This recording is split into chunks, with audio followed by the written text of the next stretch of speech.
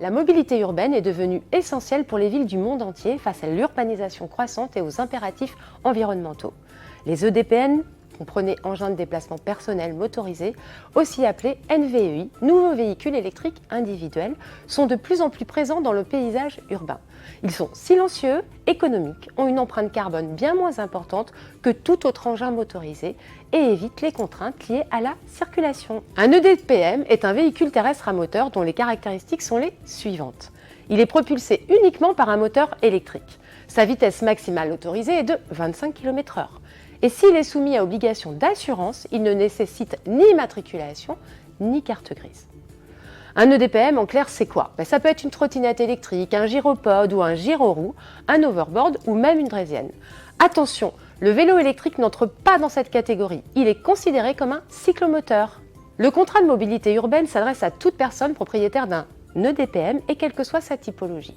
C'est-à-dire toute personne physique dont la résidence principale est en France, qu'elle soit majeure ou mineure à partir de 14 ans et sous réserve de signature du contrat par le représentant légal. La première raison d'assurer son EDPM est de respecter la loi. Je l'ai déjà dit, les EDPM sont soumis à l'obligation d'assurance au même titre qu'une voiture. Contrairement aux vélos, ils ne sont pas couverts par votre contrat habitation et l'amende peut aller jusqu'à 3 750 €. La deuxième, c'est de se protéger pour être indemnisé en cas de blessure. La troisième raison, c'est d'être couvert si l'on provoque un accident corporel et ou matériel. Et la quatrième, en cas d'accident, si la justice est saisie, bénéficier d'une prise en charge des frais de défense. Comme dans tous les contrats d'assurance, vous trouverez sur le marché des offres à plusieurs niveaux. Au minimum légal, ce sera simplement la responsabilité civile, défense, recours. La responsabilité civile couvre les dommages matériels et corporels que vous pourriez causer aux autres. Par exemple, si vous rayez une voiture stationnée, endommagez la vitrine d'un commerce ou renversez un piéton.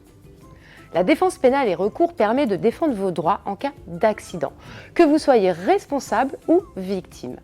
Par exemple, si un automobiliste met en cause votre responsabilité suite à un accident de la route impliquant votre engin électrique et vous intente un procès, l'assurance prendra en charge les frais et honoraires d'un avocat assurant votre défense. Pour aller plus loin dans la couverture, vous pourrez opter pour une garantie dommages corporels du conducteur qui couvre les dépenses entraînées par un accident, par exemple des souffrances psychologiques, des séquelles esthétiques, préjudices financiers, etc.